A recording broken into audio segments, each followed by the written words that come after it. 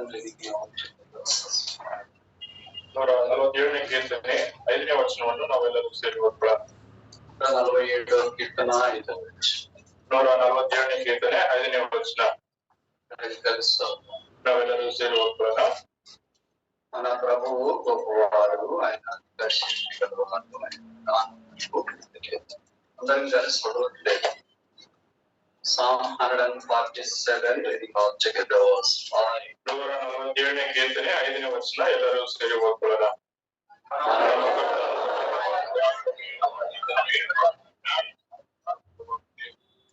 మన ప్రభువు గొప్పవాడు, ನಮ್ಮ ಕರ್ತನು ದೊಡ್ಡವನು. ಪ್ರಾರ್ಥನೆ ಮಾಡ್ಕೊಳ್ಳೋಣ. ನಮ್ಮಗಳ ತಂದೆ ఈ సంవత్సరం రెండవ మాసం మొదటి ప్రభు దినాన సజీవుడైన దేవుని ఆరాధించినట్లు తీసుకొని వచ్చిన మీ పిల్లల కొరకై మీకు స్తోత్రాలు చెల్లిస్తున్నాము. ఆరాధించే వారిని మీరు కరుణించి ఆత్మతో సత్యంతో ఆరాధించినట్లు సహాయం చేసి మనం తెచ్చుకోమని ప్రార్థిస్తున్నాం. ఇక్కడ మేము కూడా చిన్నగా చేరువచ్చే అవకాశమే మాకు దయచేసి స్తోత్రాలు చెల్లిస్తున్నాము. నడిచిన వారి వందనాలు, రావాల్సిన ఆలస్య కాలం ద్వారా ప్రతి కీడు ప్రతి అపాయం తప్పించి ప్రార్థిస్తున్నాము. కనబడిన విభాగాల్లో పరీక్షల్లో పాల్గొన్న వారందరినీ బట్టి మీరంతా చెప్పండి, పరిశుభ్రపరచండి, అవసరమైన మార్పులు ఉంచండి. మా ఆరాధన సింహాసనం మీద మిమ్మల్ని ఆశ్రయించి మీరు మాకు సహాయం చేయండి. మీరందరూ చెప్పండి, పరిశుభ్రపరచండి, మీరే మాకు సహాయం చేయమని యేసు ప్రభువు నామమున స్తుతించి ప్రార్థిస్తున్నాము. ఆమేన్.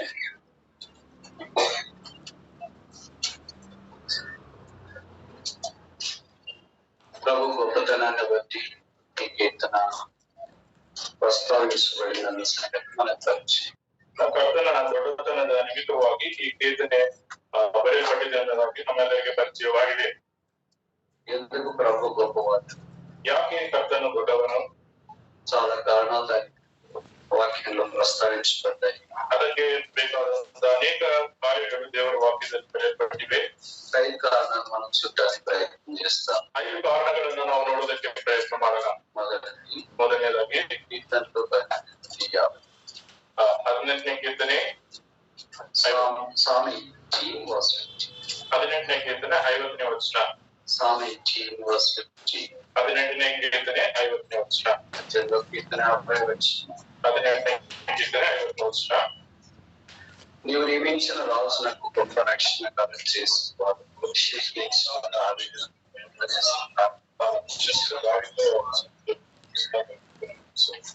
గొప్ప రక్షణ, దొడ్డ రక్షణೆ, great salvation, విశేష రక్షణೆ. The Lord is great because reason number 1 he provided it as the great salvation.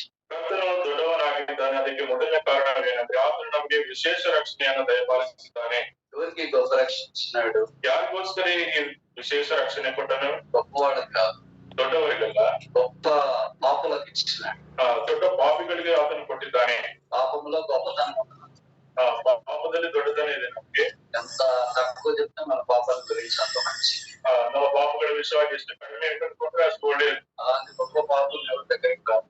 ಅಂತ ದೊಡ್ಡ ಪಾಪಿಗಳನ್ನ ಯಾರು ಸಮೀಪ ಸೇರಿಸಿಕೊಳ್ಳಿಲ್ಲ. ಯೇಸುಕ್ರಿಸ್ತು ప్రభువారు ನಮ್ಮ ಪಾಪ ಕ್ಷಮಿಸಲು ಪಾಪಗಳ ರಕ್ಷಕರು వచ్చినారు. ಆದರೆ ಕರ್ತನಾದ ಯೇಸು ಕ್ರಿಸ್ತರು ನಮ್ಮ ಪಾಪಗಳನ್ನು ಕ್ಷಮಿಸುವುದಕ್ಕಾಗಿ ಪಾಪಿಗಳ ರಕ್ಷಕನಾಗಿ ಬಂದನು.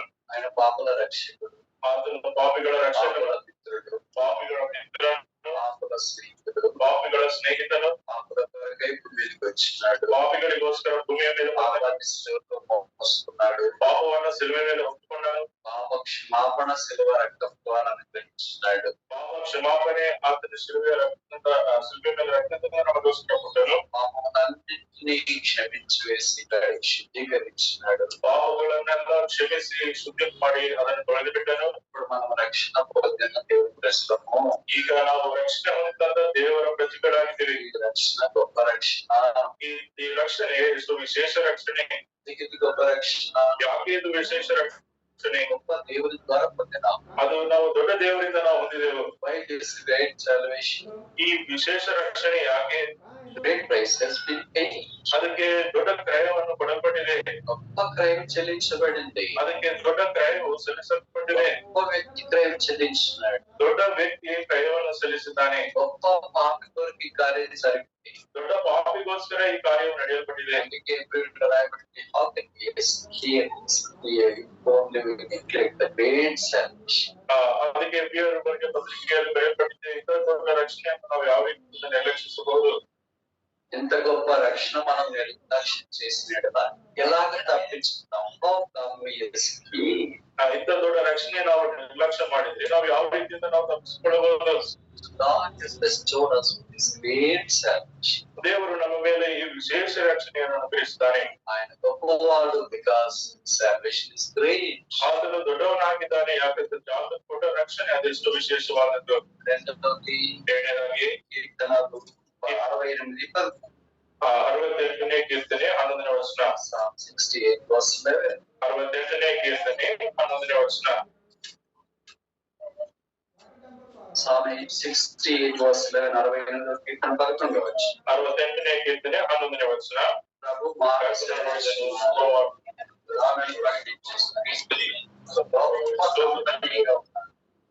ఇంగ్లీష్ సేస్ గొప్ప సైన్యముగా ఉన్న గ్రేట్ కంపెనీ.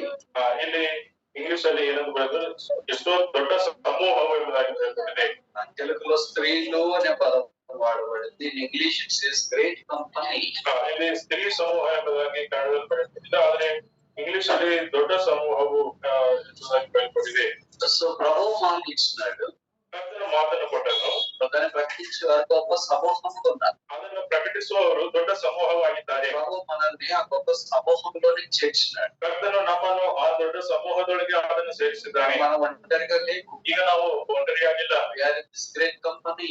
ನಾವು ಈ ದೊಡ್ಡ ಸಮೂಹದಲ್ಲಿ ಇದ್ದೀವಿ. Company of great people. ಈ ದೊಡ್ಡ ಸಮೂಹದ ಪ್ರಜೆಗಳಲ್ಲಿ ನಾವು ಇದ್ದೀವಿ. మొదటి 2 వచనాలు ఇలా ప్రస్తావించబడింది. గ్రేట్ క్లౌడ్ ఆఫ్ ನಾವು ಪತ್ರಿಕೆ 12ನೇ ಮೊದಲ 7ನೇ ವರ್ಷದಲ್ಲಿ ಇಷ್ಟು ದೊಡ್ಡ ಸಾಕ್ಷಿ ಸಮೂಹ ಎಂಬುದಾಗಿ ಬರೆಯಲ್ಪಟ್ಟಿದೆ. ಇಂಥ ಗొప్ప ಸಾಕ್ಷ್ಯ ಸಮೂಹ, ಎಷ್ಟು ದೊಡ್ಡ ಸಾಕ್ಷಿ ಸಮೂಹವು. ఆ సాక్ష్య సమూహంలో ప్రభు మనల్ని కూడా తోడుకోవచ్చు. ಅಂತ ದೊಡ್ಡ ಸಾಕ್ಷಿಗಳ ಸಮೂಹದಲ್ಲಿ ಕರ್ತನು ನಮ್ಮನ್ನು ಸಹ ಸೇರಿಸಿದ್ದಾನೆ.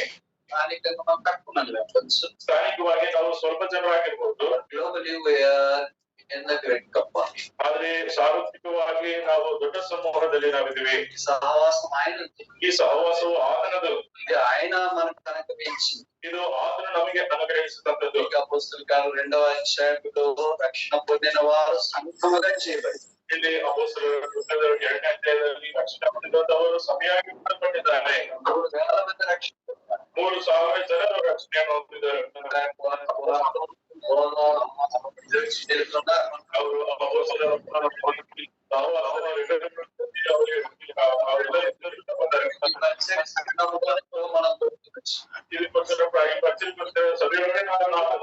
ಸಭೆಯೊಳಗೆ ಈ ಸಭೆಯೊಳಗೆ ಬರದೇ ಇದ್ರೆ ನಾವು ಲೋಕದಲ್ಲಿ ಹೋಗುತ್ತಿದ್ದೇವೆ. గొప్పగా ఉన్నాయి. ಈ ಕುರಿಗಳು ಹಿಂಡಾಗಿರುತ್ತವೆ, ಅವು ಶಾಲೆಯಲ್ಲಿ ಇರುತ್ತವೆ. గాజులు అలా ఉండవు. ಆದ್ರೆ ಕತ್ತೆಗಳು ಆ ರೀತಿ ಇರೋದಿಲ್ಲ. ఆ గాజుల ಕತ್ತೆಗಳೆಲ್ಲ ಇರ್ತವೆ. చెప్పాలి. ನೀವು ಹೇಳಿದ್ರೆ ನಾನು ಹೇಳ್ಬೇಕು. ఆ గాజుల రోడ్డు ఎస్లో దినాల్లో కూడా అన్నారు, మీరు వెళ్ళండి, ఆ రోడ్డు మీద కట్టబడిన గాడి ఉంటుంది, ಸಹ ಹೇಳ್ತಾ ಬಂದರು, ನೀವು ದಾರಿ ಬಳಿಯಲ್ಲಿರುವ ಕತ್ತೆಯನ್ನು ಬೆಳೆಸಿ ಅನುಭವಿಸಲು ಮಾನ್ಯವಾಗಿ ಹೇಳಿದ್ದಾರೆ. గొర్రెలు దొడ్లు ఉంటాయి, రోడ్లు ఉండవు. ಶಾಲೆಯಲ್ಲಿ ಇರುತ್ತವೆ, ದಾರಿಯಲ್ಲಿ ಇರೋದಿಲ್ಲ. రెండింటిలో మనం ಈ ಎರಡು ಗ್ರಂಥಗಳಲ್ಲಿ ನಾವು ಯಾವ ರೀತಿ ಇದೀವಿ? మీరు ಹೇಳಿದ್ರೆ నేను ಹೇಳ್ಬೇಕ. So he has converted us from this town to the sheep. ಕಥೆಯಿಂದ ನಮ್ಮನ್ನು ಗುರಿಗಳಾಗಲು ಮಾಡಿದ್ದಾನೆ. He is the lamb that was slain before the world began. ಆತನು ಜಗತ್ತು ಮೊದಲೇ ನಮಗೋಸ್ಕರ ವಧಿಸಲ್ಪಟ್ಟಂತ ಗುರಿಯಾಗಿದ್ದಾನೆ. He is the lamb that took our sin with us. ನಮ್ಮ ಎಲ್ಲಾ ಪಾಪಗಳನ್ನು ಶಿಲುಬೆ ಮೇಲೆ ಹೊತ್ತುಕೊಂಡಂತ ಗುರಿಯಾಗಿದ್ದಾನೆ. He is the slain lamb for us. ಆತನು ನಮಗೋಸ್ಕರ ವಧಿಸಲ್ಪಟ್ಟಂತ ಗುರಿಯಾಗಿದ್ದಾನೆ. He is now the seated lamb for us in the heaven. ಆತನು ಇವಾಗ ನಮಗೋಸ್ಕರ ಪರಲೋಕದಲ್ಲಿ ಆತನ ಸಿಂಹಾಸನ ಆಗಿದ್ದಾನೆ. Now we are with him in the fellowship. ನಾವು ಈಗ ಆತನ ಸಹವಾಸದಲ್ಲಿ ನಾವಿದ್ದೀವಿ. We are not alone, but we are accompanied by Christ himself. ನಾವು ಒಬ್ಬಂಟಿಯಾಗಿಲ್ಲ, ಅದನ್ನೇ ಕರ್ತನ ಸಹವಾಸದಲ್ಲಿ ನಾವಿದ್ದೀವಿ. Efesios 20:22 it says Christ the head of the church. We are the members of his body, the church. ಎಫೆಸದವರಿಗೆ ಬರೆದ ಮೊದಲನೇ ಅಧ್ಯಾಯ 22ನೇ ನಾವು ಕರ್ತನು ಸಭೆಗೆ ಶಿರಸ್ಸಾಗಿದ್ದಾನೆ, ನಾವು ಅವಯವಗಳಾಗಿ ನಾವಿದ್ದೀವಿ. So we are now brought into the body of Jesus Christ because of the efficacy of the blood of Jesus Christ. ಆ ಕರ್ತನ ದೇಹದ ಮೂಲಕ ನಾವು ಆತನ ದೇಹವೆಂಬ ಸಭೆಯಲ್ಲಿ ನಾವು ಸೇರಿಸಲ್ಪಟ್ಟಿದ್ದೀವಿ. So now we are in the sanctuary. ನಾವು ಈಗ ಆತನ ಆಲಯದಲ್ಲಿ ನಾವಿದ್ದೀವಿ. The Lord is great. ಕರ್ತನು ದೊಡ್ಡವನಾಗಿದ್ದಾನೆ. Reason number 1, ಮೊದಲನೇ ಕಾರಣ, restored us with great salvation. ಗొప్ప ರಕ್ಷಣೆಯನ್ನು ಆತನು ನಮಗೆ ವಿಶೇಷ ರಕ್ಷಣೆಯನ್ನು ಕೊಟ್ಟಿದ್ದಾನೆ. Reason number 2, ಎರಡನೇ ಕಾರಣ, brought us into the great company, the great church of Jesus Christ. ನಮ್ಮನ್ನು ದೊಡ್ಡ ಸಮೂಹ, ಆತನ ದೊಡ್ಡ ಸಭೆಯಲ್ಲಿ ನಮ್ಮನ್ನು ಸೇರಿಸಿದ್ದಾನೆ. Reason number 3, ಮೂರನೇ ಕಾರಣ, Psalm 126 verse 3, 126ನೇ ಕೀರ್ತನೆ 3ನೇ ವಚನ. 126 ಕೀರ್ತನ 3ನೇ ವಚನ. 126ನೇ ಕೀರ್ತನೆ 3ನೇ ವಚನ. ಯೆಹೋವನು ನಮಗೋಸ್ಕರ ಮಹತ್ಕಾರ್ಯಗಳನ್ನು ಮಾಡಿದ್ದರಿಂದ ಆದ್ದರಿಂದ ನಾವು ಸಂತೋಷವುಳ್ಳವರಾಗಿದ್ದೇವೆ. యెహోవా గొప్ప కార్యములు చేస్తున్నాడు. యెహోవా నమಗೋಸ್ಕರ ಮಹತ್ಕಾರ್ಯಗಳನ್ನು ಮಾಡಿದ್ದು. ఆయన గొప్పవాడు కనుక గొప్ప కార్యాలు చేస్తాడు. ಆತನು ದೊಡ್ಡವನಾಗಿರುವ ಕಾರಣದಿಂದ ದೊಡ್ಡ ಮಹತ್ಕಾರ್ಯಗಳನ್ನು ಮಾಡುತ್ತಾನೆ. Great works. ಮಹತ್ಕಾರ್ಯಗಳು never numbered. ಅವುಗಳನ್ನು ಲೆಕ್ಕಿಸುವುದಕ್ಕೆ ನಮಗೆ ಆಗುವುದಿಲ್ಲ. It's not possible for us to start the great works the Lord has accomplished in our lives. ನಮ್ಮ ಜೀವನದಲ್ಲಿ ದೇವರು ಮಾಡಿದಂತ ಮಹತ್ಕಾರ್ಯಗಳನ್ನು ನಾವು ಗ್ರಹಿಸುವುದಕ್ಕೆ ಆಗುವುದಿಲ್ಲ. చాలా సార్లు మనం చెప్తున్నాం దేవుడు చేసిన గొప్ప కార్యాలు నేను చెప్పడానికి టైం లేదు. ಅದಕ್ಕೆ ನಾವು ಅವಾಗ ಹೇಳುತ್ತೇವೆ, ದೇವರು ನನ್ನ ಜೀವನದಲ್ಲಿ ಮಾಡಿದಂತ ಮಹತ್ಕಾರ್ಯಗಳು ಹೇಳೋದಕ್ಕೆ ಸಮಯವಿಲ್ಲ ಅಂತ ಹೇಳ್ತೇವೆ. కొన్నిసార్లు సమయం లేదంటే కొన్నిసార్లు చెప్పగలం. ಕೆಲವು ಸತಿ ಸಮಯವಿಲ್ಲ ಅಂತ ಹೇಳ್ತೇವೆ, ಅದನ್ನ ಹೇಳೋದಕ್ಕೆ ಆಗುದಿಲ್ಲ ಅಂತ ಅವೆರಡು ನಿಜ. దేవుడు చేసిన గొప్ప కార్యాలు చెప్పగలిగేటటువంటి ದೇವರು ಮಾಡಿದಂತ ದೊಡ್ಡ ಕಾರ್ಯಗಳನ್ನು ನಾವು ಹೇಳಬಲ್ಲರಾಗಿದ್ವಿ. ಆತನು ದೇವರಲ್ಲ. He is a great God and we are ಆತನು ನಾವು ಊಹಿಸಲಾರದಂತ ಇಷ್ಟು ದೊಡ್ಡ ದೇವರಾಗಿದ್ದಾನೆ. ದೇವರು చేసిన గొప్ప కార్యాలు కొన్నే గుర్తుంటాయి. ದೇವರು ನಮ್ಮ ಜೀವನದಲ್ಲಿ ಮಾಡಿದಂತ ಮಹತ್ಕಾರ್ಯಗಳು ಕೆಲವೇ ನಮ್ಮ ಜೀವನದಲ್ಲಿ ನೆನಪಿರುತ್ತವೆ. But every day on daily basis, inch by inch, God is doing great things in our lives which we may not perceive. ಆದರೆ ದೇವರು ಪ್ರತಿ ದಿವಸ ಈಚೆಗೆ ನಮಗೆ ದೇವರು ಎಷ್ಟೋ ದೊಡ್ಡ ಮಹತ್ಕಾರ್ಯಗಳನ್ನು ಮಾಡುತ್ತಾ ಇದ್ದಾನೆ. ಅದನ್ನು ನಾವು ಗ್ರಹಿಸದೇ ಇರಬಹುದು. దేవుడు ఎక్కువ కార్యం చేసినాడంటే నాకు చదివించినాడు, జన్మించినాడు, పెళ్లి చేసినాడు, పిల్లలు ఇచ్చినాడు, ఇల్లు ఇచ్చినాడు, కారు ఇచ్చినాడు, ఆయన మళ్ళీ వస్తున్నాడు, దాంతో ದೇವರು ನಮಗೆ ಮಾಡಿದ ಮಹತ್ಕಾರ್ಯಗಳು ಏನಂದ್ರೆ ನಮಗೆ ಓದುವುದನ್ನು ಕೊಟ್ಟಿದ್ದಾನೆ, ಉದ್ಯೋಗ ಕೊಟ್ಟಿದ್ದಾನೆ, ಮನೆ ಕೊಟ್ಟಿದ್ದಾನೆ, ಕಾರನ್ನು ಕೊಟ್ಟಿದ್ದಾನೆ, ಮತ್ತೆ ಬರ್ಲಿಕ್ಕಿದ್ದಾನೆ, ನಮಗೆ ಕರ್ಕೊಂಡು ಹೋಗ್ತಾನೆ ಅಂತ ಹೇಳ್ಬೋದು. These are very few of the number of great things the Lord has done for us. ದೇವರು ನಮಗೋಸ್ಕರ ಮಾಡಿದಂತ ಅನೇಕವಾದಂತ ಮಹತ್ಕಾರ್ಯಗಳು ಕೆಲವು ಆಗಿವೆ. We cannot list them. ಅವುಗಳನ್ನು ನಾವು ಹೇಳೋದಕ್ಕೆ ಆಗುದಿಲ್ಲ. Our life is not sufficient to illustrate all the great things the Lord has accomplished in our lives. ದೇವರು ನಮ್ಮ ಜೀವನದಲ್ಲಿ ಮಾಡಿದಂತ ಮಹತ್ಕಾರ್ಯಗಳನ್ನು ಬೇರೆ ತೋರಿಸುವುದಕ್ಕೆ ನಮ್ಮ ಜೀವನ ಕಾಲವು ಸಾಕಾಗುವುದಿಲ್ಲ. There are massive news in Himalaya. ಅವುಗಳು ಎಷ್ಟೋ ದೊಡ್ಡದಾಗಿವೆ, ಅವುಗಳನ್ನು ನಾವು ಲೆಕ್ಕಿಸುವುದಕ್ಕೂ ಸಹ ಆಗುವುದಿಲ್ಲ. We cannot count them as well. ಅವುಗಳನ್ನ ನಾವು ಲೆಕ್ಕಿಸುವುದಕ್ಕೆ ನಮಗೆ ಆಗುವುದಿಲ್ಲ.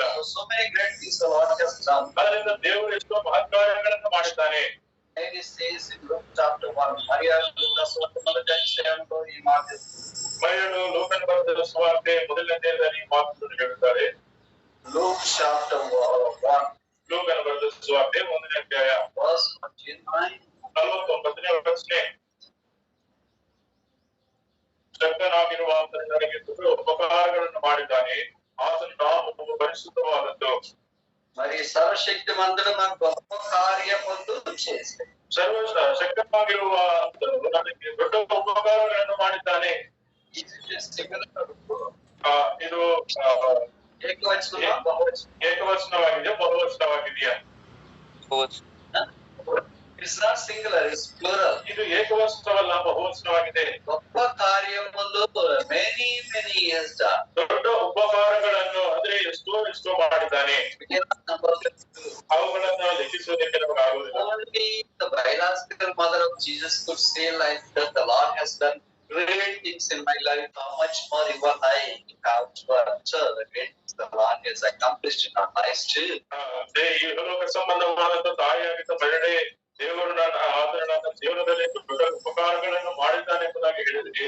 ನಿನ್ನ ನನ್ನ ಜೀವನದಲ್ಲಿ ಎಷ್ಟೋ ಉಪಕಾರಗಳನ್ನು ಮಾಡಿದಂತ ದೇವರು ನಾವು ಎಷ್ಟು ರೀತಿಯಿಂದ ಹೇಳಬೇಕಾಗಿದೆ. Luke always gives the list. Luke all the great things the Lord has done here and there. He has to clean the task according to that. Doctor luke ಅವರು ಬರೆದ ಸುವಾರ್ತೆಯನ್ನು ನಾವು ನೋಡಿದರೆ ಆತನೊಬ್ಬನೇ ಮಾತ್ರ ದೇವರು ಅಲ್ಲಿ ಮಾಡಿದಂತ ಮಹತ್ ಕಾರ್ಯಗಳನ್ನು ಆತನು ಲಿಖಿಸಿ ಬಂದಿದ್ದಾನೆ. ಲೋಕನ ಬರೆದ ಸುವಾರ್ತೆ 8ನೇ ವಚನ. ಲೋಕನ ಬರೆದ ಸುವಾರ್ತೆ 8ನೇ ವಚನ. ఆయన దీన్ని తిరిగి వెళ్ళి దేవునికి గొప్ప కార్యములు చేస్తుంది చెప్పు అనుభవం వేసాను. ಆತನು ನೀನು ನಿನ್ನ ಮನೆಗೆ ಹಿಂತಿರುಗಿ ಹೋಗಿ ದೇವರು ನನಗೆ ಎಂತೆಂಥ ಉಪಕಾರಗಳನ್ನು ಮಾಡಿದನು ಅದನ್ನೆಲ್ಲ ವಿವರವಾಗಿ ಹೇಳು ಎಂದು ಅವನು ಕಳಿಸಿಬಿಟ್ಟನು.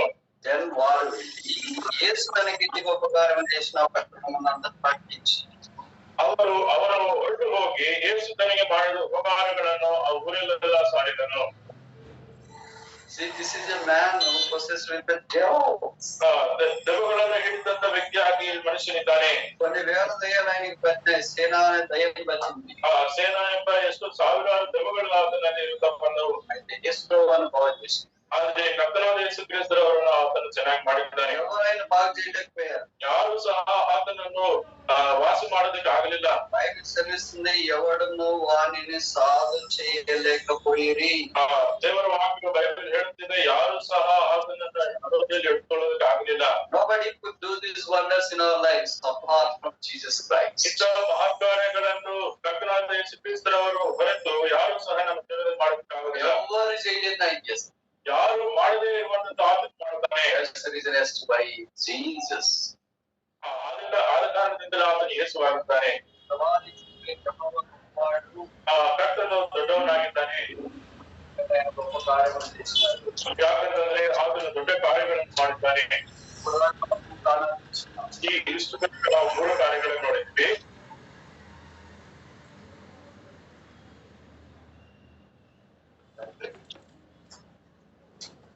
This is India. Things like this often. So the Lord is great because of 3 reasons. Reason number 1, He has bestowed us with great salvation. ಕರ್ತನು ದೊಡ್ಡವನಾಗಿದ್ದಾನೆ. ಅದಕ್ಕೆ ನಾವು ನೋಡಿದಂತ 3 ಕಾರಣಗಳಲ್ಲಿ ಮೊದಲನೇ ಕಾರಣವು ಆತನು ನಮ್ಮ ಮೇಲೆ ವಿಶೇಷವಾದಂತ ರಕ್ಷಣೆಯನ್ನು గొప్ప రక్షణ ఇచ్చినాడు. దొడ్డ రక్షణను కొట్టిದ್ದಾನೆ. Secondly, he has brought into the great company, great church. ಎರಡನೇದಾಗಿ ನಾವು ನೋಡಿದರೆ ಆತನು ನಮ್ಮ ದೊಡ್ಡ ಸಮೂಹದೊಳಗೆ ಆತನ ಸಭೆಯೊಳಗೆ ನಮ್ಮನ್ನು ಪ್ರವೇಶಿಸಿದ್ದಾನೆ. Thirdly, ಮೂರನೇದಾಗಿ and he has done great works in our lives. గొప్ప కార్యాలు మన జీవితంలో చేసినాడు. ಮೂರನೇದಾಗಿ ನಮ್ಮ ಜೀವನದಲ್ಲಿ ಮಹತ್ ಕಾರ್ಯಗಳನ್ನು ದೊಡ್ಡ ಕಾರ್ಯಗಳನ್ನು ಮಾಡುತ್ತಾ ಬಂದನು. ನಾಲ್ಕನೇದಾಗಿ Psalm 94 verse 90. 94ನೇ ಕೀರ್ತನೆ 9ನೇ ವಚನ. 94వ కీర్తన 19. ಕ್ಷಮಿಸಿರಿ, 94ನೇ ಕೀರ್ತನೆ 19ನೇ ವಚನ. Psalm 94 verse 19. 94ನೇ ಕೀರ್ತನೆ 19ನೇ ವಚನ. నా అంతరంగంలో విచారం పెట్టగా ఈ గొప్ప ఆదరణ నా ప్రాణానికి గ్రేట్ కంఫర్ట్.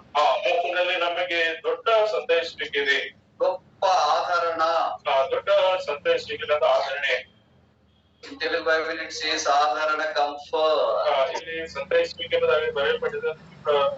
ನಾವು ಆದರಣೆ ಎಂದು ಹೇಳಬಹುದು. His name itself says that he is a God of all comfort. ಆತನು ಆದರಣೆ ಕರ್ತನೆಲ್ಲ ಆಗಿ ದೇವರ ವಾಕ್ಯ ಹೇಳುತ್ತದೆ. Why do we need this comfort? ಯಾಕೆ ನಮಗೆ ಆದರಣೆ ಬೇಕು? Telugu it says verse 19 first part, నా అంతరంగమందు విచారము ಹೆಚ್ಚುగా. 19ನೇ ವಚನ ಮೊದಲ ಭಾಗದಲ್ಲಿ ನಾವು ನೋಡಿದರೆ ನಮ್ಮಲ್ಲಿ ಅನೇಕ ಚಿಂತೆಗಳಿರುವಾಗ అంతరంగంలో చింతలు వచ్చినాయి. ನಮ್ಮ ಅಂತರ್ಯದಲ್ಲಿ ಅನೇಕ ಚಿಂತೆಗಳು ಬಂದಿವೆ. బయట బాగానే ఉన్నాం, ಹೊರಕ್ಕೆ ನಾವು ಎಷ್ಟು ಚೆನ್ನಾಗಿದ್ದೀವಿ. ఆ చింత ఎవరికి చెప్పలేము. ಆ ಚಿಂತೆ ಯಾರಿಗೆ ಹೇಳೋದಕ್ಕೆ ಆಗುದಿಲ್ಲ. ఆ చింత ಸಾವದು పురుగు సావదు. ಆ ಚಿಂತೆ ಅದು ಸಾಯೋದಿಲ್ಲ, ಆ ಹುಲಿಯೂ ಸಹ ಸಾಯುವುದಿಲ್ಲ. ఈ చింత సాగకుండా ఉండాలంటే మన చింత పోవాలంటే ఏం చేయాలా? ಆ ಚಿಂತೆ ಹೋಗಬೇಕಂದ್ರೆ ನಾವ್ ಏನ್ ಮಾಡ್ಬೇಕು? So many alternatives will look for. ಅದಕ್ಕೆ ಬೇರೆ ಕಾರ್ಯಗಳನ್ನು ನಾವು ಇಲ್ಲಾಂದ್ರೆ ಬೇರೆ ಸಹಾಯವನ್ನು ನೋಡಬೇಕು. no substitute, no other alternative would ever comfort us.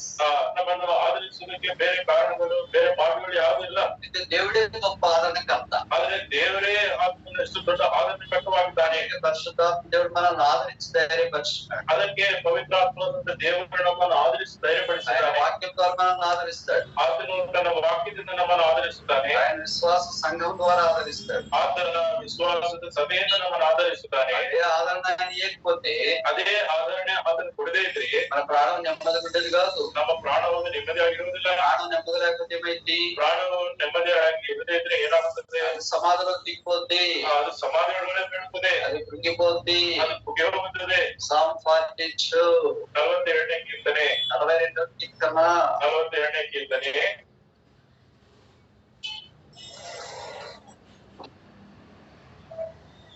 verse 11 11ನೇ ವಚನ 42:11 42ನೇ ಕೀರ್ತನೆ 11ನೇ ವಚನ. నా ప్రాణమా నీవేళ పెట్టి ఉన్నావు.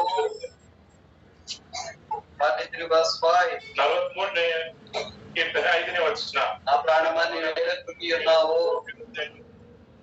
ప్రాణంకి ఏమొచ్చింది ఇప్పుడు? ಈಗ మనకి ಏನು ಬಂದಿದೆ? కృంగదల వచ్చింది. ಅದು ಕುಗ್ಗಿ ಹೋಗಿದೆ. ఎందుకు కృంగదల వచ్చింది? ಯಾಕೆ ಅದು ಕುಗ್ಗಿ ಹೋಗಿದೆ? ప్రాణము నెమ్మది లేకుండా ఉంది. ಆ ಪ್ರಾಣಕ್ಕೆ ನೆಮ್ಮದಿ ಇಲ್ಲದೇ ಇರುವ ಕಾರಣದಿಂದ. ఎందుకు నెమ్మది లేకుండా ఉంది? ಯಾಕೆ ಅದು ನೆಮ್ಮದಿ ಇಲ್ಲ? ವಿಚಾರಣೆ ಇಚ್ಛೆ ವಿಚಾರವಾಗಿ ಅದಿದೆ. ಚಿಂತೆ ఎక్కువైంది. ಚಿಂತೆ ಎಷ್ಟೋ ದೊಡ್ಡದಾಗಿದೆ. ఎందుకు చింత ఎక్కువైంది? ಯಾಕೆ ಚಿಂತೆ ಬಹಳವಾಯಿತು? ప్రాణం దేవుని స్తుతించట్లేదు. ಪ್ರಾಣವು ದೇವರನ್ನ ಸ್ತುತಿಸುತ್ತಿಲ್ಲ. ప్రాణంతో మనం రెండు రకాలుగా మాట్లాడవచ్చు. ಪ್ರಾಣದಿಂದ ನಾವು ಎರಡು ರೀತಿಯಿಂದ ಮಾತಾಡಬಹುದು. ఎప్పుడైనా మాట్లాడినారా? ನೀವು ಯಾವಾಗ ಆ ರೀತಿಯಿಂದ ಮಾತಾಡಿದ್ರ? లేచిన వెంటనే ಉದಯಕಾಲ ಎದ್ದ ತಕ್ಷಣವೇ అతని దగ్గరికి వెళ్ళి ಆ ಕನ್ನಡಿ ಹತ್ರ ಹೋಗಿ నిలబడి ಈ ರೀತಿಯಿಂದ ನಿಂತ್ಕೊಂಡು మొహం ఎట్లుంది, ಮುಖ ಯಾವ ರೀತಿ ಇದೆ, ఎట్లుంది, ఈరోజు కూడా ఎట్లే ఉంది, ನಿನ್ನೆ ಯಾವ ರೀತಿ ಇದೆಯೋ ಅದು ಇವತ್ತು ಅದೇ ರೀತಿ ಇದೆ. హెయిర్ స్టైల్ ఎట్లుంది, ನಮ್ಮ ಕೂದಲು ಯಾವ ರೀತಿ ಇದೆ, ఎట్లుంది, ఈరోజు కూడా ఎట్లే ఉంది, ನಿನ್ನೆ ಯಾವ ರೀತಿ ಇದ್ದೆವೋ ಅದೇ ರೀತಿ ಇದೆ. పై నుండి కిందాక ఎట్లున్నారు, ಆ ಮೇಲಿಂದ ಕೆಳವರೆಗೆ ಯಾವ ರೀತಿ ಇದೆ ఉన్నారు, ఈరోజు కూడా ఎట్లే ఉన్నారు. ನಿನ್ನೆ ಯಾವ ರೀತಿ ಇದ್ದರು ಇವಾಗಲೂ ಸಹ ಅದೇ ರೀತಿ ಇದ್ದೀರಾ? ఏం మారలేదు. ಏನು ಬದಲಾವಣೆ ಆಗ್ಲಿಲ್ಲ. ఒక రోజు వయసు ఎక్కువైంది, ನಿನ್ನೆಗಿಂತ ಇವತ್ತು ಒಂದು ದಿವಸ ವಯಸ್ಸು ಎಷ್ಟೋ ಹೆಚ್ಚಾಗಿದೆ. ಎಷ್ಟೋ ಸತಿ ನಾವು ಈ ರೀತಿಯ ಕಾರ್ಯಗಳನ್ನು ನೋಡುತ್ತೇವೆ. కానీ అతని దగ్గరికి వెళ్ళి ఇలా మన ప్రాణంతో మాట్లాడితే బాగుంటుంది. ನಾವು ಆದ್ರೆ ಕನ್ನಡಿ ಹತ್ರ ಹೋಗಿ ನಮ್ಮ ಪ್ರಾಣದೊಂದಿಗೆ ಈ ರೀತಿಯಿಂದ ಮಾತಾಡಿದ್ರೆ ಎಷ್ಟು ಚೆನ್ನಾಗಿರುತ್ತದೆ. ಕೀರ್ತನ ಪ್ರಾಣಂతో ಮಾತಾಡಿದವರು, ಕೀರ್ತನೆಗಳಲ್ಲಿ ಪ್ರಾಣದಿಂದ ಮಾತಾಡಿದಂತವ್ರು ಯಾರು? ದಾವೀದನು. ఎప్పుడు ప్రాణంతో మాట్లాడుతుంటాడు. ದಾವೀದನು ಯಾವಾಗಲೂ ಸಹ ಪ್ರಾಣದೊಂದಿಗೆ ಮಾತಾಡ್ತಾರೆ. పక్కన దగ్గర మాట్లాడడం తక్కువ మంది ఉన్నారు. ಯಾಕಂತಂದ್ರೆ ಪಕ್ಕದಲ್ಲಿ ಆತನ ಜೊತೆ ಮಾತಾಡುವವರು ಎಷ್ಟು ಕಡಿಮೆ ಆಗಿದ್ದಾರೆ. భార్య పట్టించుకోవట్లేదు. ಆತನ ಹೆಂಡತಿ ಅದು ನೋಡ್ಕೊಳ್ತಾರೆ. సైన్యాధిపతులే ఆయన ఫిక్స్ చేయడానికి ప్రయత్నం చేస్తున్నారు. ಆತನ ಸೈನ್ಯಾಧಿಪತಿಗಳೇ ಆತನಿಗೆ ಕೇಡನ್ನು ಮಾಡೋದಕ್ಕೆ ಎದುರು ನೋಡ್ತಿದ್ದಾರೆ. ఆయన ఇద్దరితోనే మాట్లాడుతున్నారు. ಅದಕ್ಕೆ ಆತನ ಇಬ್ಬರ ಜೊತೆ ಮಾತ್ರ ಮಾತಾಡ್ತಾನೆ. ಇದು ದೇವರతో మాట్లాడతాడు, రెండోది ప్రాణంతో మాట్లాడతాడు. ಒಂದು ದೇವರೊಂದಿಗೆ ಮಾತಾಡುತ್ತಾನೆ, ಎರಡು ಪ್ರಾಣದೊಂದಿಗೆ ಮಾತಾಡುತ್ತಾನೆ. ఇద్దరితో మాట్లాడడం తెలుసా? ನಾವು ಈ ಇಬ್ಬರೊಂದಿಗೆ ಮಾತಾಡೋದ್ರಲ್ಲಿ ಯಾಕೆ ಗೊತ್ತಾ? మన సుత్తతో మాట్లాడేవాడు మస్తు. ನಮ್ಮ ಸುತ್ತಲಿನಲ್ಲಿ ಮಾತಾಡೋರು ಎಷ್ಟೋ ಜನರಿದ್ದಾರೆ. అందుకే మనం వీళ్ళిద్దరితో మాట్లాడతాం. ಅದಕ್ಕೆ ನಾವು ಇಬ್ಬರೊಂದಿಗೆ ಮಾತಾಡೋದಿಲ್ಲ. దావీదు ప్రాణంతో అంటాడు. ದಾವೀದನು ಪ್ರಾಣದೊಂದಿಗೆ ಹೇಳ್ತಾನೆ, ನನ್ನ ಪ್ರಾಣಕ್ಕೆ యెహోవాను స్తుతించు. ಯೆಹೋವನನ್ನು ಕೊಂಡಾಡು. ఆయన చేసిన ఉపకారాన్ని మర్చిపోదు. సరేనా? ಆತನ ಮಾಡಿದ ಉಪಕಾರಗಳನ್ನು ಕೊಂಡಾಡು ಮರೆಯಬೇಡ. అసలు డీప్ పర్సనల్ ఇంటిమేట్ రిలేషన్షిప్. ಎಷ್ಟೋ ಆಳವಾದಂತ ಎಷ್ಟು ಸಮೀಪವಾದಂತಹ ಪರಿಚಯವಾದ ಇದ್ದಾರೆ. ಅನೇಕ ಸಾರ್లు మనం అలాగే రేపాడించింದ ಅದು ಅನೇಕ ಸತಿ ನಾವು ಅನೇಕಿಂತ ಇಲ್ಲದೇ ಇರುವ ಕಾರಣ మన ప్రాణం కృంగిపోద్ది, ನಮ್ಮ ಮನವು కసిపోద్ది, ಅದು సోలిపోతుంది, ಅದು ಕುಗ್ಗಿ ಹೋಗುತ್ತದೆ. బయటికి బాగానే ఉంటాం, ಹೊರಗೆ ನಾವು ಚೆನ್ನಾಗಿರುತ್ತೇವೆ. ఎందుకు బ్రదర్ అలా ఉన్నారంటే ಯಾಕೆ ಬ್ರದರ್ ಆ ರೀತಿ ಇದ್ರೆ ಅಂತ ಕೇಳಿದ್ರೆ ప్రాణం బాగలేదు. ಪ್ರಾಣ ಚೆನ್ನಾಗಿಲ್ಲ. ప్రాణం ఎక్కడుంది? ನಮ್ಮ ಪ್ರಾಣ ಎಲ್ಲಿದೆ? శరీరం బాగలేదు, ఒళ్ళు బాగలేదు అంటే తమిళ ఒళ్ళు బాగలేదు. ನಾವು ಶರೀರ ಒಂದ್ ವೇಳೆ ನಮ್ಮ ದೇಹಕ್ಕೆ ಚೆನ್ನಾಗಿಲ್ಲ ಅಂದ್ರೆ ದೇಹ ಚೆನ್ನಾಗಿಲ್ಲ ಅಂತ ಹೇಳ್ತೇವೆ. శరీరం బాగాలేదంటే ఏదో ట్రీట్మెంట్ ఉంటుంది. ದೇಹವು ಚೆನ್ನಾಗಿಲ್ಲ ಅಂದ್ರೆ ಅದಕ್ಕೆ ಏನಾದ್ರೂ ನಾವು ಟ್ರೀಟ್ಮೆಂಟ್ ಕೊಡಬಹುದು. ప్రాణం బాగాలేదంటే ఈ ట్రీట్మెంట్. ಆದ್ರೆ ನಮ್ಮ ಪ್ರಾಣವೇ ಚೆನ್ನಾಗಿಲ್ಲ, ನಮ್ಮ ಮನವೇ ಚೆನ್ನಾಗಿಲ್ಲ ಅಂದ್ರೆ ಅದಕ್ಕೆ ಏನು ಟ್ರೀಟ್ಮೆಂಟ್ ಇದೆ? ಏನ್ ಟ್ರೀಟ್ಮೆಂಟ್ ಹೋಗಿಯೋಣ? ಆಯುರ್ವೇದಿಕ, ಅಲೋಪತಿ, ಆಕ್ಯುಪಂಕ್ಚರ್ ಏರಿ ಅಲ್ಲ. ನಮ್ಮ ಪ್ರಾಣಕ್ಕೆ ನಾವು ಆಯುರ್ವೇದಿಕ ಅಲೋಪತಿ ಏನ್ ಕೊಡ್ಬೇಕು? ಹೋಮಿಯೋನ. Nothing will work for that. ಯಾವುದು ಸಹ ಅದಕ್ಕೆ ಕೆಲಸ ಮಾಡಲ್ಲ. ప్రాణం ఎవరు ఇచ్చినారో వాళ్ళ దగ్గరే పనిచేస్తుంది. ನಮ್ಮ ಪ್ರಾಣ ಯಾರು ಕೊಟ್ಟರು ಅವ್ರ ಹತ್ರ ಮಾತ್ರ ಅದು ಸಾಧ್ಯವಾಗುತ್ತೆ. ಯಾರು ಕೊಟ್ಟಿರೋ ಪ್ರಾಣ? ನಮ್ಗೆ ಯಾರು ಕೊಟ್ಟಿರೋ ಪ್ರಾಣ? Is god himself. ದೇವರ ಆತನೇ ಕೊಟ್ಟಿದ್ದಾನೆ. ఆయన ప్రాణం ఇచ్చినాడు. ಆತನೇ ನಮಗೋಸ್ಕರ ಪ್ರಾಣವನ್ನು ಕೊಟ್ಟಿದ್ದಾನೆ. ఆయన మన ప్రాణాన్ని నెమ్మదిగా ಆದ ಕಾರಣದಿಂದಲೇ ಆತನೇ ನಮ್ಮ ಪ್ರಾಣವನ್ನು ಎಷ್ಟು ನೆಮ್ಮದಿಯಾಗಿ ಹಿಡಿದಕ್ಕೆ ಬಲ. ప్రాణంతో మంచిగా మాట్లాడు. ಪ್ರಾಣದೊಂದಿಗೆ ಒಳ್ಳೆದಾಗಿ ಮಾತಾಡು. బైబిల్ ఉన్నాడు ఆయన ప్రాణంతో మాట్లాడుతున్నాడు. ಲೋಕನು ಬರೆದ ಸುವಾರ್ತೆಯಲ್ಲಿ ಒಬ್ಬರು ಸತ್ತೋಲಕೊಂಡಿದ್ದಾರೆ, ಆತನು ಸಹ ಮನದಕ್ಕೆ ಮಾತಾಡುತ್ತಾನೆ. ఆయన నెగిటివ్ మాట్లాడుతున్నాడు. ಆತನು ವ್ಯತಿರಿಕ್ತವಾಗಿ ಮಾತಾಡುತ್ತಾನೆ. రాత్రి ప్రాణంతో మాట్లాడడానికి ರಾತ್ರಿ ವೇಳೆಯಲ್ಲೆಲ್ಲ అతని మనదొందిಗೆ మాట్లాడೋದಕ್ಕೆ ఆస్తిని సంపాదించినాడు. మీ అంతా ఆస్తిಗಳನ್ನು సంపాదించుకున్న ಹಾಗೆ ఇప్పుడు ప్రాణంతో ఇలాగంటున్నాడు. ಈಗ ಅದನ್ನ ಪ್ರಾಣದೊಂದಿಗೆ ರೀತಿಯಿಂದ ಪ್ರಾಣವೇ ತಿಂದು ಕುಡಿದು తయారు చేసిన ನಿನಗೋಸ್ಕರ ಎಷ್ಟೋ ಸಿದ್ಧ ಮಾಡಿದ್ದೇನೆ. ఎక్కడ ఇవన్నీ దాచిపెట్టాలో తెలియట్లేదు తెలుసా? ಇವೆಲ್ಲವುಗಳನ್ನು ಎಲ್ಲಿ ಬಚ್ಚಿಟ್ಕೋಬೇಕು ಗೊತ್ತಿಲ್ಲ. అప్పుడు దేవుడు అన్నాడు, ಆಗ ದೇವ್ರು రాత్రి వచ్చేయాలా? ಅಷ್ಟು ಜೋರಾಗಿ ಮಾತಾಡಬೇಡ, ಈ ರಾತ್ರಿ ನೀನು ಬರಬೇಕು. That was really tragic situation. ಅದೆಷ್ಟೋ ದುಃಖಕರವಾದಂತ ಪರಿಸ್ಥಿತಿ. So how do we talk? Do we talk David? Do we talk like a rich man with our soul? ನಾವು ಯಾವ ರೀತಿ ಮಾತಾಡ್ಕೊಳ್ತಿದೀವಿ? ದಾವಿದ ಹಾಗೆ ನಾವು ಮಾತಾಡ್ಕೊಳ್ತಿದ್ವಾ, ಇಲ್ಲಾಂದ್ರೆ ಆ ಐಶ್ವರ್ಯವಂತನ ಹಾಗೆ ನಾವು ಮಾತಾಡ್ಕೊಳ್ತಿದ್ವಾ? ದಾವಿದ వలె మాట్లాడకంటే గొప్ప ఆదరణ ఉంటే అలా మాట్లాడతాం. ದಾವಿದನ ಹಾಗೆ ಮಾತಾಡ್ಬೇಕಂದ್ರೆ ನಮಗೆ ದೊಡ್ಡ ಆದರಣೆ ಇದ್ರೆ ಮಾತ್ರ ನಾವು ಆ ರೀತಿ ಮಾತಾಡುತ್ತೇವೆ. ప్రభు గొప్పవాడు, ಅದರಿಂದ ಕರ್ತನು ದೊಡ್ಡವನು. మొదటి కారణం, ಮೊದಲನೇ ಕಾರಣ గొప్ప రక్షణ ఇచ్చినాడు. ಆದ್ರೆ ನಮಗೆ ವಿಶೇಷ ರಕ್ಷಣೆಯನ್ನು ಕೊಟ್ಟಿದ್ದಾನೆ. ವಿಶೇಷ ರಕ್ಷಣೆ. రెండవ కారణం, ಎರಡನೇ ಕಾರಣ గొప్ప సైన్యంలోనికి, సమూహంలోనికి, సంఘంలోనికి తెచ్చినాడు. ಆತನು ನಮ್ಮನ್ನು ದೊಡ್ಡ ಸೈನ್ಯದೊಳಗೆ, ಸಮೂಹದೊಳಗೆ, ಆತನ ಸಭೆಯೊಳಗೆ ನಮ್ಮನ್ನು ತಂದಿಟ್ಟಿದ್ದಾನೆ. మూడవ కారణం, ಮೂರನೇ ಕಾರಣ గొప్ప కార్యములు చేసినాడు. ಆತನು ನಮ್ಮ ಜೀವನದಲ್ಲಿ ಮಹತ್ಕಾರ್ಯಗಳು, ದೊಡ್ಡ ಕಾರ್ಯಗಳನ್ನು ಮಾಡಿದ್ದಾನೆ. నాలుగో కారణం, ನಾಲ್ಕನೇ ಕಾರಣ గొప్ప ఆదరణ, ದೊಡ್ಡ ಆದರಣೆ. great comfort he has given us. ಆತನು ನಮಗೆ ದೊಡ್ಡ ಆದರಣೆಯನ್ನು ಕೊಟ್ಟಿದ್ದಾನೆ. ಐದನೇ ಕಾರಣ Psalm 21 verse 5.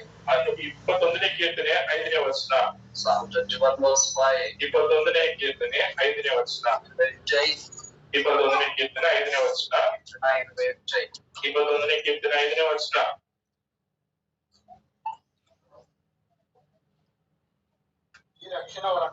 ఈ రక్షణ వలన అతని గొప్ప మహిమ, గ్రేట్ గ్లోరీ. ಇಲ್ಲಿ ನಾವು ನೋಡುತ್ತೇವೆ ಆತನ ಘನತೆಯು ಬಹುವೃದ್ಧಿ, ಅದು ದೊಡ್ಡ ಘನತೆಯನ್ನು ಆತನು ಕೊಟ್ಟಿದ್ದಾನೆ. గొప్ప మహిమ, గ్రేట్ గ్లోరీ. ಆತನು ದೊಡ್ಡ ಮಹಿಮೆಯನ್ನು ಕೊಟ್ಟಿದ್ದಾನೆ. మనం ನಾವು ಎಂತವರಾಗಿದ್ದೀವಿ? రోమపత్రికలో చెప్పబడింది, అందరూ పాపం చేసి దేవుని మహిమను పొందలేకపోతే. ರೋಮಪುರದವರಿಗೆ ಬರೆಯಲ್ಪಟ್ಟ ಪತ್ರಿಕೆಯಲ್ಲಿ ಹೇಳಲ್ಪಟ್ಟಿದೆ, ನಾವೆಲ್ಲರೂ ಪಾಪ ಮಾಡಿ ದೇವರು ಅನುಗ್ರಹಿಸಿದಂತ ಮಹಿಮೆಯನ್ನು ಹೊಂದಲಾರೆ ಹೋಗಿದ್ದೇವೆ. Which means we are short of the glory of God. ನಾವು ದೇವರ ಮಹಿಮೆಯನ್ನು ನಾವು ಹೊಂದಲಾರದೆ ಹೋಗಿದ್ದೇವೆ. ఆ మహిమనే పొందలేని మనల్ని, ಆ ಮಹಿಮೆಯನ್ನು ಹೊಂದಲಾರದಿರುವಂತ ನಮ್ಮನ್ನು మహిమను తీసుకుని వచ్చడం మాత్రమే కాకుండా ಮಹಿಮೆಯೊಳಗೆ ಕರ್ಕೊಂಡು ಬರೋದು ಮಾತ್ರವಲ್ಲದೆ గొప్ప మహిమను మనకు దయచేసినాడు. ದೊಡ್ಡ ಮಹಿಮೆಯನ್ನು ಆತನು ನಮಗೆ ಅನುಗ್ರಹಿಸಿದ್ದಾನೆ. మహిమ గలవాడుగా ఈ భూమి మీదకి వచ్చినాడు. ಆದ ಕಾರಣದಿಂದಲೇ ಆತನು ಮಹಿಮೆಯುಳ್ಳವನಾಗಿ ಭೂಮಿಯನ್ನು సువార్త ప్రకటించినాడు. ಮಹಿಮೆಯುಳ್ಳ ಸುವಾರ್ತೆಯನ್ನು ಪ್ರಕಟಿಸಿದ್ದಾನೆ. మహిమగల సంఘములను తెచ్చినాడు. ಮಹಿಮೆಯುಳ್ಳ ಸಭೆಯೊಳಗೆ ನಮ್ಮನ್ನು ಕರೆದೊಯ್ದಿದ್ದಾನೆ. శరీరం మహిమగల శరీరముగా మారుస్తాడు. ಈಗ ಈಗಿನ ಶರೀರವನ್ನು ಮಹಿಮೆಯಾದಂತ ಶರೀರವಾಗಿ ಬದಲಾವಣೆ ಮಾಡಿದ್ದಾನೆ. మహిమ శరీరాన్ని మహిమలో ఉండడానికి తీసుకుని వెళ్తాడు. ಈ ಮಹಿಮ ಶರೀರವನ್ನು ಮಹಿಮೆಯೊಳಗೆ ಕರ್ಕೊಂಡು ಹೋಗೋದಕ್ಕಾಗಿ మహిమరాజు సన్నిధిని మొదట గౌరవమే సన్నిధిలో వచ్చాం. ನಾವು ಆ ಮಹಿಮೆಯುಳ್ಳಂತ ಅರಸನ ಸನ್ನಿಧಿಯಲ್ಲಿ ನಾವು ಅವಾಗ ಇರುವವರು. ಆ ಮಹಿಮ it will not be faded away. ಆ ಮಹಿಮೆ ಅದು ಹರಿಯುವುದಿಲ್ಲ. ఆ మహిమ తగ్గిపోదు. ಆ ಮಹಿಮೆ ಅದು ಕಡಿಮೆ ಆಗುವುದಿಲ್ಲ. మోషే మహిమ తగ్గిపోయింది. ಮೋಶೆಗೆ ಇರುವಂತ ಮಹಿಮೆ ಅದು ಕಡಿಮೆ ಆಗಿದೆ. మహిమ తగ్గిపోయింది. ಮೇಲೆ ಮಹಿಮೆ ಕಡಿಮೆ ಆಗಿದೆ. పరలోక మహిమ సదాకాలం ఉంటుంది. ಪರಲೋಕದಲ್ಲಿರುವಂತ ಮಹಿಮೆ ಅದು ಸದಾಕಾಲವಾಗಿರುತ್ತೆ. ఈ లోక మహిమ అంతా అలా కనిపిస్తుంది. ಈ ಲೋಕದ ಮಹಿಮೆ ಕಾಣಬರುತ್ತದೆ. the background of the weekends, especially in the nights. Weekends ಅಲ್ಲಿ ಅದೇ ವಿಶೇಷವಾಗಿ ರಾತ್ರಿಯಲ್ಲಿ ಬ್ಯಾಂಗ್ಳೂರಿನ ನೋಡ್ರಿ. ವೀಕೆಂಡ್ಸ್ ಅಲ್ಲಿ you will see the bustling, those pumping, all things that happening during the weekends across the city. Weekends ಅಲ್ಲಿ ಸಿಟಿ ಪಟ್ಟಣ ಪೂರ್ತಿ ನಾವು ಅನೇಕವಾದಂತಹ ವಿಷಯಗಳನ್ನ ಕಾರ್ಯಗಳನ್ನ ನಾವು ನೋಡುತ್ತೇವೆ. ಬ್ಯಾಂಗ್ಳೂರ್ ಇಟ್ಲುಂಟೆ ಬೆಂಗಳೂರಲ್ಲೇ ಈ ರೀತಿ ಇದೆ. Whatever in the Gulf, Middle East, middle East Gulf the charm of Gulf can be only seen during the night. Gulf ನಲ್ಲಿರುವಂತಹ ಆ ಒಂದು ಮಹಿಮೆ ಕೇವಲ ರಾತ್ರಿ ವೇಳೆಯಲ್ಲಿ ನೋಡಬಹುದು. మనకి ఇక్కడ అయితే వీధి దీపాలు చాలా చోట్ల వెలగవు. ನಮ್ಮ ಊರುಗಳಲ್ಲಿ ಇರುವಂತ ಈ ದೀಪಗಳು ಅನೇಕ ಸತಿ ಅದು ಹಚ್ಚೋದಿಲ್ಲ. బట్ గల్ఫ్ లో అలా కాదు. ఇప్పుడు ఇక్కడ నుండి మేము మైసూర్ వెళ్ళాలంత దారి దూరం పోయిన తర్వాత రైట్ లో పోతాయి కదా స్ట్రీట్ లైట్. అక్కడ కాదు, మిడిల్ ఈస్ట్ అక్కడ కాదు. We have a continuous lighting from destination to destination. ನಾವು ಒಂದು ವೇಳೆ ಇಲ್ಲಿಂದ ಮೈಸೂರಿಗೆ ಹೋಗ್ಬೇಕಂದ್ರೆ ಸ್ವಲ್ಪ ದೂರ ಹೋದ್ಮೇಲೆ ನೈಟ್ ಗಳೆಲ್ಲ ಹೋಗುತ್ತದೆ. ಆದ್ರೆ ಗಲ್ಫ್ ಪ್ರಾಂತಗಳಲ್ಲಿ ಅಲ್ಲಿ ಇರೋದಿಲ್ಲ. ನಾವು ಎಲ್ಲಿಂದ ಬೀಳ್ತೇವೋ ಎಲ್ಲಿ ಹೋಗ್ತೇವೋ ಆ ದಾರಿಯಲ್ಲೆಲ್ಲ ಬೆಳಕಿರುತ್ತದೆ. All lighting day and day out. ದೇವರ ದಿನ ಆರಂಭಿಸುವುದಕ್ಕಿಂತ ಮತ್ತು ದಿನ ಮುಗಿಯುವವರೆಗೂ ಯಾವಾಗಲೂ ಸಹ ಬೆಳಕಿರುತ್ತದೆ. ಲೈಟಿಂಗ್ ఉంటేనే ఇంత గ్లోరియస్ అనిపించు. ಇಷ್ಟು ಬೆಳಕಿದ್ರೆ ಇಷ್ಟು ಮಹಿಮೆ ಪ್ರಭಾವ ಅಲ್ಲಿದೆ ಅಂತ ಸೀದೆ heaven. ಪರಲೋಕದಲ್ಲಿ It is not artificial light. ಅದು ಆರ್ಟಿಫಿಷಿಯಲ್ ಲೈಟ್ ಅಲ್ಲ. That is not sunlight. ಅದು ಸೂರ್ಯನ ಬೆಳಕಲ್ಲ. That is not UV light. Ultraviolet. ಅದು UV ಲೈಟ್, ಅಲ್ಟ್ರಾವೈಲೆಟ್ ಲೈಟ್ ಅಲ್ಲ. That is heavenly light. ಅದು ಪರಲೋಕದ ಬೆಳಕಾಗಿದೆ. Divine light. ಅದೆಷ್ಟು ದೈವಿಕವಾದ ಬೆಳಕು. The lamp itself is the light of the kingdom. ಗುಡ್ಡೆಯಾದಾತನೇ ಆ ರಾಜುಗಳಿಗೆ ಬೆಳಕಾಗಿದ್ದಾನೆ. We shall be there in his light. ನಾವು ಆತನ ಬೆಳಕಿನಲ್ಲಿ ನಾವು ಇರುತ್ತೇವೆ. There is no night day. ಅಲ್ಲಿ ರಾತ್ರಿ ಇರುವುದಿಲ್ಲ. No darkness day. ಅಲ್ಲಿ ಕತ್ತಲೆ ಇರುವುದಿಲ್ಲ. No sickness day. ಅಲ್ಲಿ ಆರೋಗ್ಯವಿರುವುದಿಲ್ಲ. No weeping day. ಅಲ್ಲಿ ಅಳೋದಿರುವುದಿಲ್ಲ. And no pharmacies day. ಅಲ್ಲಿ ಯಾವ pharmacist ಇರುವುದಿಲ್ಲ. And in Bangalore, as I was traveling through crossing from airport to here, I could notice many hospitals there put down. So strange. ಅಲ್ಲಿ airport ನಿಂದ ಬ್ಯಾಂಗ್ಳೂರು ಬರುವಾಗ ಅನೇಕ hospital hotel ಎಷ್ಟು ವಿಚಿತ್ರವಾಗಿದೆ. Hotel ಗಿಂತ hospital ಹೋಟೆಲ್ಗಿಂತ hospital ಹೆಚ್ಚಾಗಿವೆ. Usually towns should be dominated with many hotels. There are hospitals. ಸಾಮಾನ್ಯವಾಗಿ ಪಟ್ಟಣಗಳಲ್ಲಿ hospital ಗಿಂತ hotel ಹೆಚ್ಚಾಗಿರ್ಬೇಕು. But here the thing is altogether different. ಆದ್ರೆ ಇಲ್ಲಿ ನೋಡಿದ್ರೆ ಎಲ್ಲವೂ ಭಿನ್ನವಾಗಿವೆ. Big hospitals. ದೊಡ್ಡ ದೊಡ್ಡ ಆಸ್ಪತ್ರೆಗಳು. All super specialty hospitals. ಎಲ್ಲ ಸೂಪರ್ ಸ್ಪೆಷಾಲಿಟಿ ಆಸ್ಪತ್ರೆಗಳು. What does it mean? ಅದರ ಅರ್ಥವೇನು? Sickness is more. ವ್ಯಾಧಿ ಎಷ್ಟು ಹೆಚ್ಚಾಗಿದೆ. They need healing. ಅವರಿಗೆ ಸ್ವಸ್ಥತೆ ಬೇಕಾಗಿದೆ. ಆದ್ರೆ ಪರಲೋಕದಲ್ಲಿ no hospital there. ಅಲ್ಲಿ ಹಾಸ್ಪಿಟಲ್ಗಳು no pharmacists there. ಅಲ್ಲಿ ಫಾರ್ಮಸಿಸ್ಟ್ ಇರೋದಿಲ್ಲ. no drugs there. ಅಲ್ಲಿ ಯಾವ ರೀತಿಯಾದ ಔಷಧಿಗಳು it is free from sickness. ಅದು ವ್ಯಾಧಿಯಿಂದ ಖಂಡಿತ ಬಿಡುಗಡೆ, ಮರಣದಿಂದ ಬಿಡುಗಡೆ. there are no tombs, no sepulchres, no graveyards. ಅಷ್ಟೇ ಸಮಾಧಿಗಳ ಯಾವುದೇ ಸಮಾಧಿಗಳು ಇರುವುದಿಲ್ಲ. all glorious. ಎಲ್ಲವೂ ಮಹಿಮೆಯಿಂದ ಕೂಡಲ್ಪಟ್ಟಿರುತ್ತದೆ. God has prepared that city for all of us. ದೇವರು ಅಂತ ಪಟ್ಟಣವನ್ನು ನಮ್ಮೆಲ್ಲರಿಗೋಸ್ಕರ ಸಿದ್ಧ ಮಾಡಿದ್ದಾನೆ. not meant for the best far. ನಾವು ಅದಕ್ಕೆ ಅರ್ಹರಲ್ಲ. we are doomed for the hell. ನಾವು ನರಕಕ್ಕೆ ನಾವು ಪಾತ್ರರಾಗಿದ್ದೇವೆ. he has considered to be worthy for the heaven. ಆದ್ರೆ ಆತನು ನಮ್ಮನ್ನು ಪರಲೋಕಕ್ಕೆ ಅರ್ಹರಾಗಿ ಆತನು ನಮ್ಮನ್ನು ಮಾಡಿದ್ದಾನೆ. ಎಷ್ಟು ಮಹಿಮಕರ, ಎಷ್ಟು ದೊಡ್ಡ ಕೃಪೆ, ಆಶ್ಚರ್ಯಕರమైన ಕೃಪ ಇದೆ. ಎಷ್ಟು ಆಶ್ಚರ್ಯಕರವಾದ ಕೃಪೆ ಇದು. ಅದು ನಮ್ಮ ಜ್ಞಾನವನ್ನು ಮೀರಿದಂತ ಆಕಾಶವನ್ನಂತೆ ಕೃಪ, ಆಕಾಶವನ್ನು ಮೀರುವ ಕೃಪೆ, ಅನಂತమైన ಕೃಪ, ಅನಂತವಾದಂತ ಕೃಪೆ. దేవుడు పాపిని ప్రేమించినాడు. ದೇವರು ಪಾಪಿಯನ್ನು ಪ್ರೀತಿಸಿದ್ದಾನೆ. ಉಚಿತಂగా రక్షించినాడు. ಉಚಿತವಾಗಿ ರಕ್ಷಣೆಯನ್ನು ಕೊಟ್ಟಿದ್ದಾನೆ. ಅದು ನಮಗೆ ಒಂದು ವರವಾಗಿ ಕೊಟ್ಟಿದ್ದಾನೆ. అదొక వరం, అదొక దానం, అదొక భిక్ష. ಅದೊಂದು ವರವು, ಒಂದು ದಾನ, ಒಂದು ಭಿಕ್ಷೆಯಾಗಿ ಕೊಟ್ಟಿದ್ದಾನೆ. మనం స్వీకరించిన ಅದು ನಾವು ಶಿಲುಬೆಯಲ್ಲಿ ಹತ್ರ ನಾವು ಅದನ್ನು ಸ್ವೀಕಾರ ಮಾಡಿ రక్షణ పొందిన వారిని ಆ ರಕ್ಷಣೆ ಹೊಂದಿದವರಾಗಿ ಸಾಗಿಲಪಡಿ ಆ ಸಿಂಹಾಸನ ಮುಂದೆ ಸಾಷ್ಟಾಂಗವೇರಿ, Lord thou art great.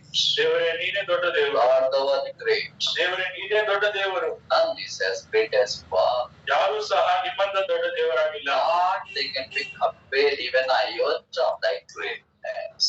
ನಿಮ್ಮ ದೊಡ್ಡತನಕ್ಕೆ ಯಾರು ಸಹ ಸ್ವಲ್ಪದಷ್ಟಾದ್ರೂ ಹೋಲಿಸಿ ನೋಡೋದಕ್ಕೆ ಆಗುದಿಲ್ಲ. Great is the Lord, greatly to be praised.